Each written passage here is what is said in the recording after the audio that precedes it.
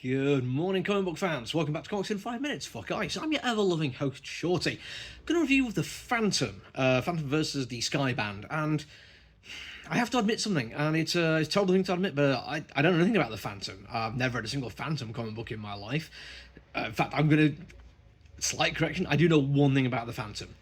Billy Zane played him in a movie.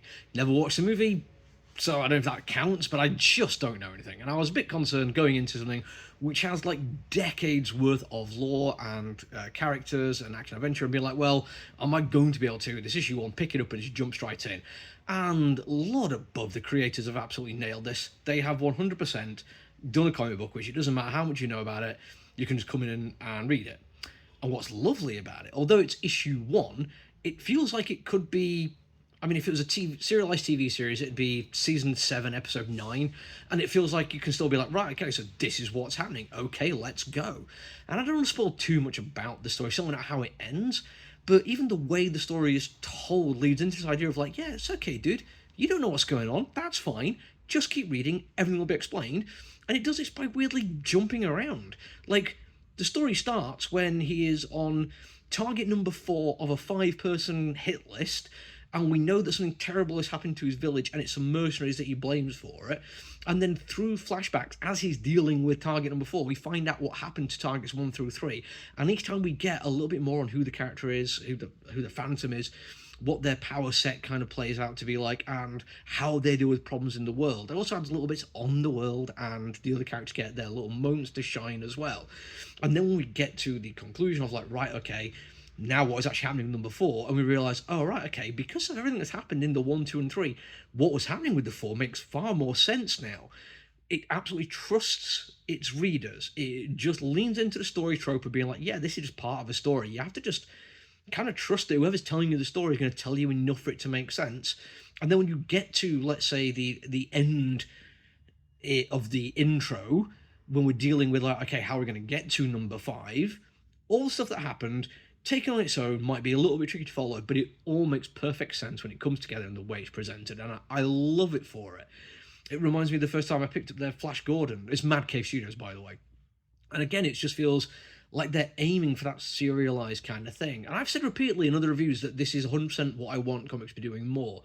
Fantastic Four and Batman, both doing this brilliantly, like Ryan North and Matt Fraction, reeling into this idea of like every single issue can be its own complete story. And yeah, you get more if you've read the ones leading up to it, you get more if you know more about the characters, everything comes together and you get a sense of like, oh yeah, but this is like this odd, cool little reference that they had before, or maybe, oh, I've seen him do something like this before, maybe I can get a guess on how he's going to respond to the next thing. But coming in cold, no, just go with it. The fact that it's in issue 1 is also brilliant, because when we get to the epilogue, and it feels like this is the kind of epilogue which something close that would happen at the end of every single episode or every single issue, there's this rather wonderful moment where we have a list of all the terrible things that you really shouldn't do, because he's in a bad state, he should relax and totally not go and do any one of these things. And then the bottom of the page says, next up, and it lists one, well, it says one of the things he'd listed that he shouldn't do. And it's like, that's brilliant setup, it's brilliant storytelling. I'm 100% in for what happens next, and I'm genuinely thinking this might make it to my pull list, and I didn't think it would when I first ordered it for the store. I honestly was ordering it because I know Mad Cave has got game when it comes to this kind of thing, and I haven't seen a Phantom comic which has made me care about it ever.